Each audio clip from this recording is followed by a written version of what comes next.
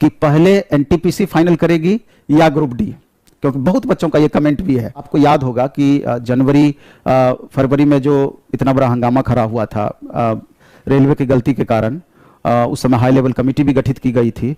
तो उस समय संजोग से थोड़ा हमको मौका मिला था रेलवे भर्ती बोर्ड पटना मुजफ्फरपुर के चेयरमैन सेक्रेटरी से बात करने का। इसे तो मौका मिलता नहीं है। तो आप लोगों का जो समस्या था, तो हमने बहुत समस्याओं को उनसे शेयर किया था और बहुत हद तक उन्होंने आश्वस्त भी इस बात को किया था और अपना अनुभव वो भी हमको शेयर किए थे कि भविष्य में कोई तरह के बच्चों के साथ परेशानी ना हो, इसलिए एक शेड्यूल वे में रेलवे को भी चलनी पड़ेगी। तो वहां पर मेरा प्रश्न था कि सर पहले ग्रुप डी क्लियर होगा या एनटीपीसी क्लियर होगा, क्योंकि अगर एनटीपीसी पहले क्लियर हो जाती है तो ग्रुप डी के बच्चों को थोड़ा सा राहत रहेगा, क्योंकि 35,000 जो वैकेंसी है, 35,000 प्लस वैकेंसी, 35,200 वैकेंसी एनटीपीसी का, 90% बच्चे ग्रुप डी में, वही 90% बच्चों का ग्रुप डी में भी रिजल्ट रहेगा। ये बात तय है, ये किसी से छिपी हुई नहीं है। और ग्रुप डी अभी जितनी फास्ट हुई है, ये एक संदेह पैदा कर रही है कि कहीं ग्रुप डी ही पहले सारा कुछ ना अपना करवा ले, पहले अपना रिजल्ट ना दे। अगर ऐसा करती है तो निसंदेह एनटीपीसी ग्रुप डी वाले बच्चों को परेशानी हो जाएगी, अगर एनटीपीसी पहले बाद में क्लियर करती है तो ये एक चिंताजनक बात है। इस बात को रेलवे के अधिकारियों को सीरियसली लेना पड़ेगा। लेकिन हमारा जो खुद का मानना है कि रेलवे ऐसी गलती नहीं करेगी। ये पहले उस समय भी आश्वासन रेलवे के द्वारा दिया गया था कि एनी हाउ पहले हम एनटीपीसी को क्लियर करेंगे, उसके बाद ही ग्रुप डी को क्लियर करेंगे। अगर इस पर पर्टिकुलर हम बात करें ग्रुप डी का, तो बात तो बोला गया है कि मार्च अप्रैल तक हम पूरा कर देंगे। लेकिन आप इस बात को भी समझिए कि दिसंबर से अगर फिजिकल के लिए बच्चों को बुलाती है दिसंबर से, तो 3,10,000 रिजल्ट दिया जाना है। और दिया गया है कि 4,000 बच्चों का फिजिकल एक दिन में हम कराएंगे। तो 75 से लेकर 80 दिन खाली बच्चों का फिजिकल चलेगा। यानी कि अगर रेगुलर बेसिस पर भी लिया तो 3 महीना से ज्यादा लगना है, यानी कि दिसंबर, जनवरी, फरवरी, 3 महीना यूं ही लगेगा। और उसके बाद कुछ दिन गैप करके फिर उसका रिजल्ट जारी किया जाएगा। फिर उसके बाद वेरिफिकेशन का प्रोसेस होगा और वेरिफिकेशन भी अच्छा खासा दिन उसका चलना है। उसके बाद फिर मेडिकल होगा, उसके बाद फाइनल रिजल्ट उसका आएगा। तो किसी भी सूरत में मई जून से पहले ग्रुप डी फाइनल होता हुआ हमको नहीं दिख रहा है। रहे थे कि एनटीपीसी को डाउन करके फिर वेरिफिकेशन करवाएगी, फिर उसके बाद लेवल 5 का यही चीज करेगी, 432 का यही चीज करेगी। इसमें भी समय लगना है।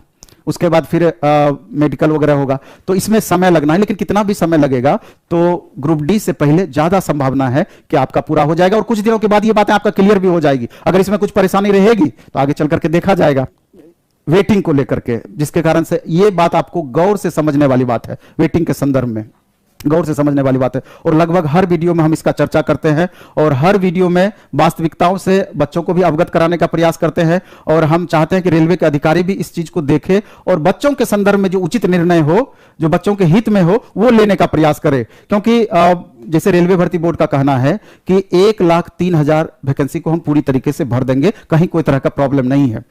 हम माने इस बात को। निश्चित रूप से बहुत सारे बच्चे अब्सेंट भी होंगे वेरिफिकेशन में, जिनका एनटीपीसी अगर पहले करा देती है तो वो सारे बच्चे यहां अब्सेंट हो जाएंगे।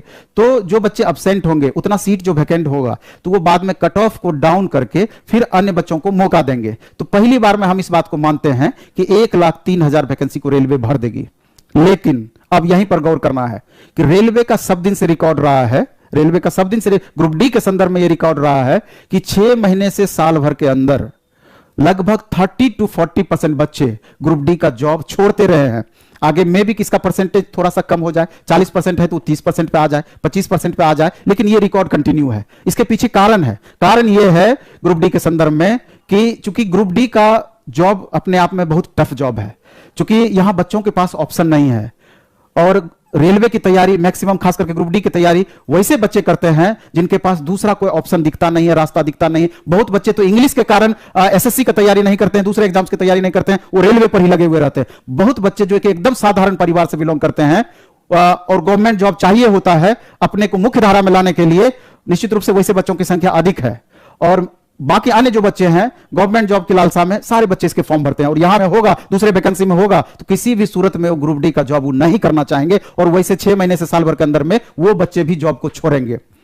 तो जो 6 महीने साल भर के अंदर में छोड़ेंगे उसके लिए क्या, क्योंकि आप तो वेटिंग दे नहीं रहे हैं, पहली बार आप भर दीजिएगा और बाद में जो छोड़ा जाएगा वो सीट 30 से 35% निस्संदेह वो वैकेंट रहेगी। और 30% सीट का मतलब है कि कम से कम 1,03,000 वैकेंसी है, वो 30 से 35,000 संख्या हुआ। और ये जो सफर करेंगे यही 2019 के ग्रुप डी के वैकेंसी के बच्चे उसमें सफर करेंगे, यही 3,10,000 बच्चे जो फिजिकल में पहुंचेंगे, यही बच्चे सफर करेंगे और इन्हीं का हक कहीं ना कहीं मारा जाएगा उसमें।